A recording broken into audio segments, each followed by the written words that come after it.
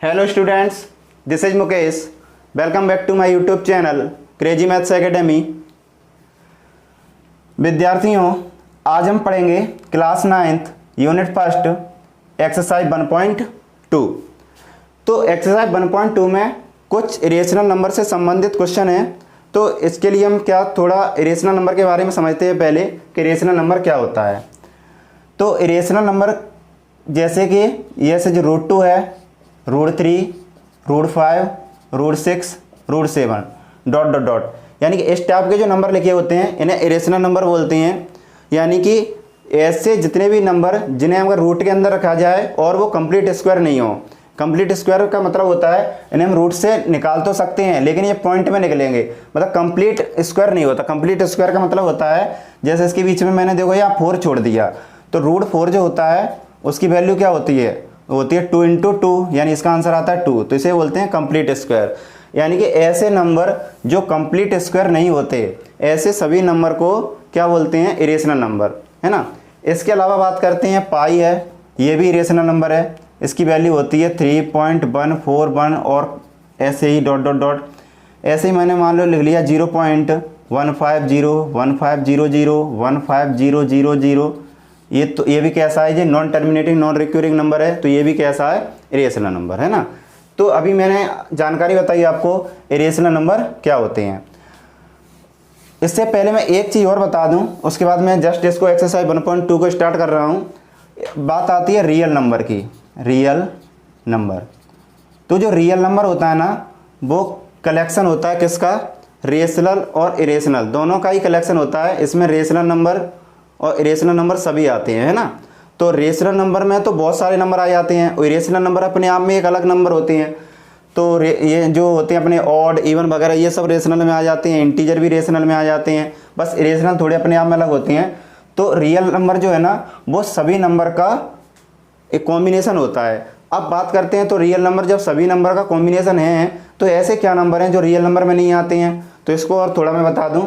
जैसे मैंने लिख लिया -√3, -√4, -√5। इन नंबरों को बोलते हैं इमेजिनरी नंबर। जो नंबर इमेजिनरी नंबर होते हैं वो रियल नंबर नहीं होते, तो इन्हें हटा दो, है ना। ये जो है नंबर ये रियल नंबर नहीं है। अब बात करते हैं अपना क्वेश्चन नंबर फर्स्ट है। इसमें दिया हुआ है स्टेट वेदर। मैं इस क्वेश्चन को लिखता हूं पहले। क्वेश्चन नंबर फर्स्ट है स्टेट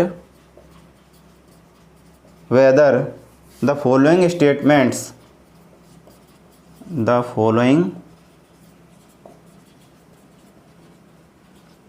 स्टेटमेंट्स आर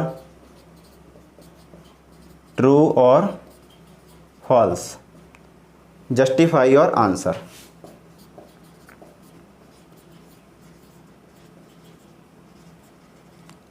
यानी हमें इस क्वेश्चन में क्या बताना है? ये बताना है इसमें जो कुछ 3 स्टेटमेंट दिए हुए हैं, ये स्टेटमेंट ट्रू हैं या फॉल्स हैं, और उसके अलावा हमें इसको जस्टिफाई भी करना है, ये ट्रू हैं तो क्यों हैं और फॉल्स हैं तो क्यों हैं। बात करते हैं पहले वाले नंबर की। तो इसमें लिखा हुआ है every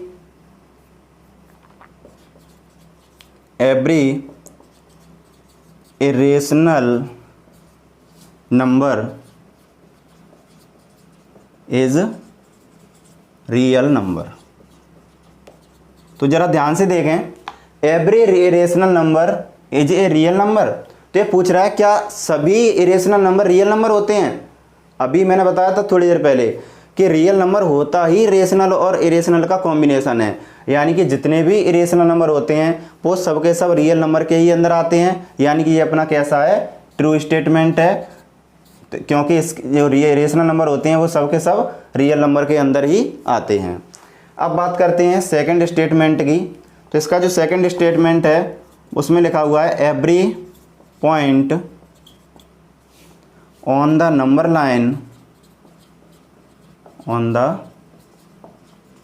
line is of the form रूडेम, कॉमा फिर लिखा हुआ है where m is a natural number। यानी कि देखो इसमें क्या पूछ रहा है? Every point on the number line is of the form रूडेम। यानी कि नंबर लाइन पर आने वाला प्रत्येक पॉइंट क्या रूट m की फॉर्म में होता है, where m is a natural number. मगर साथ में क्या लिखा हुआ है, m क्या है, नेचुरल नंबर है। तो इससे पहले हम बात करते हैं नंबर लाइन क्या होती है। देखो हालांकि नंबर लाइन बता चुका हूँ मैं, ये 0 1 2 3 4 है ना, इधर -1 -2 -3 -4, ये नंबर भी आगे ऐसे ही चलते जाते हैं, ये भी ऐसे ही जाते हैं इधर। अब बात करते हैं कि रूट क्या ये जो नंबर हैं ये सब के सब रूट m की फॉर्म में होते हैं। तो देखते हैं, अगर हम और एक शर्त और लिखिए इसमें, जो m है ना, ये m ये क्या है, नेचुरल नंबर है। यानी कि इसमें हम देखो √1 √2 √3 √4 √5, तो ये इसके अंदर जितने भी ये नंबर लिखे जाएंगे ये सब कैसे होंगे, ये नेचुरल नंबर ही तो लिखे जा रहे हैं।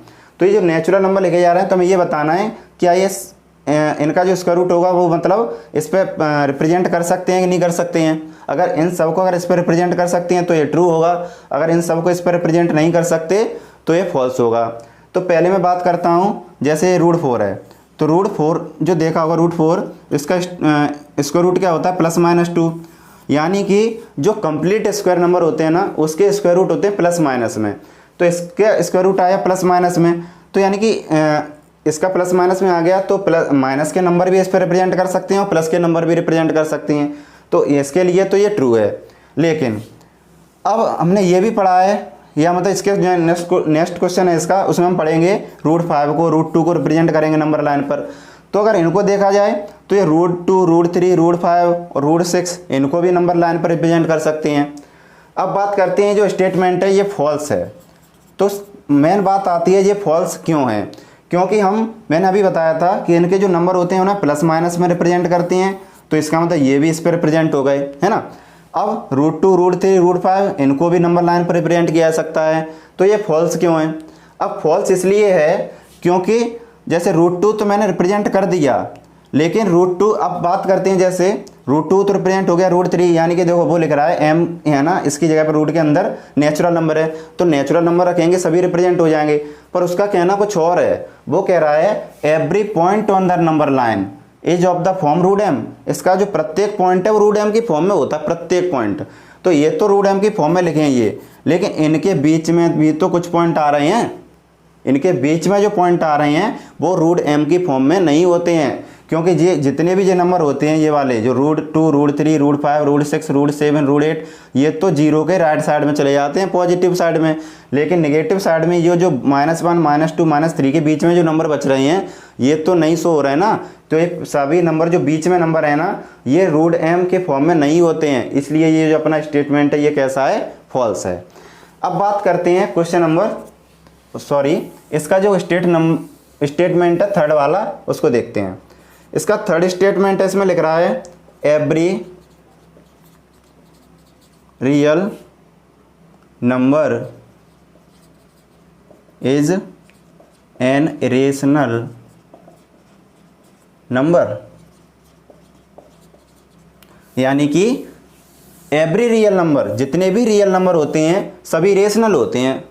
तो इरेशनल नंबर रियल नंबर हो सकते हैं, लेकिन सभी रियल नंबर इरेशनल नंबर नहीं होते हैं, क्योंकि रियल नंबर रेशनल और इरेशनल का कॉम्बिनेशन होता है। तो रेशनल नंबर जब इरेशनल नहीं हो सकते तो रियल नंबर सभी के सब इरेशनल कैसे हो जाएंगे, है ना। तो ये अपना स्टेटमेंट हो गया फॉल्स। अब देखते हैं क्वेश्चन, अब बात करते हैं क्वेश्चन नंबर सेकंड की। Are the square roots of all positive integers irrational number, irrational यानी कि ये पूछ रहा है कि जितने भी पॉजिटिव इंटीजर होते हैं उनका स्क्वायर रूट, जितने भी पॉजिटिव इंटीजर होते हैं उनका स्क्वायर रूट सबके सब क्या होते हैं, इरेशनल होते हैं। चेक करते हैं, उसका कहना क्या है, सभी दे ऑल पॉजिटिव इंटीजर। तो पॉजिटिव इंटीजर क्या होता है, 1 2 3 4 5, ये सभी कैसे होते हैं, पॉजिटिव इंटीजर होते हैं। तो इनका अगर हम रूट करें तो उसका कहना है कि जब सब के सब जो ऑल पॉजिटिव इंटीजर हैं, पॉजिटिव इंटीजर, तो उनका स्क्वायर रूट कैसा होता है, रेशनल होता है। तो ये नहीं होगा, देखो चेक करते हैं, इसका आंसर है नो। अब नो क्यों है, तो देखते हैं आंसर। ये जो √4 है, √4 इसको जरा गौर से देखिएगा, तो √4 कैसा है, पॉजिटिव इंटीजर है, लेकिन रूट 4 को हम जब ऐसे भी तो लिख सकते हैं 2, क्यों, ये तो रूट से बाहर आ जाता है, इसके पेयर बन जाते हैं। ऐसे ही रूट 9 है तो इसको भी हम क्या लिख सकते हैं 3। तो ये कैसा है, ये इरेशनल है। कैसा है, इरेशनल, सॉरी रेशनल है। ये कैसा है, रेशनल। यानी कि हमने क्या किया, पॉजिटिव इंटीजर को रूट के अंदर रखा तो उसका जो आंसर आया वो कैसा आया, रेशनल। जबकि उसका कहना है कि जितने भी ऑल पॉजिटिव इंटीजर अगर उनको स्क्वायर रूट फाइंड करें वो कैसे होते हैं, रेशनल। तो ये कैसा होगा, नो होगा। तो उसमें लिख भी रहा है इफ नॉट, तो give an example of the square root of a number that is a rational number. तो अगर इसका आंसर नो है तो कोई ऐसा एग्जाम्पल बताओ जिसका स्क्वायर रूट रेशनल हो। तो देखो मैंने ये एग्जाम्पल दे दिया कि रूट के अंदर 4 रखा तो उसका आंसर 2 आ गया, और 2 कैसा होता है, रेशनल। फिर मैंने रूट के अंदर 9 रखा, 9 का स्क्वायर रूट क्या होता है 3, और 3 कैसा होता है, रेशनल। तो ये हो गया अपना क्वेश्चन नंबर 2।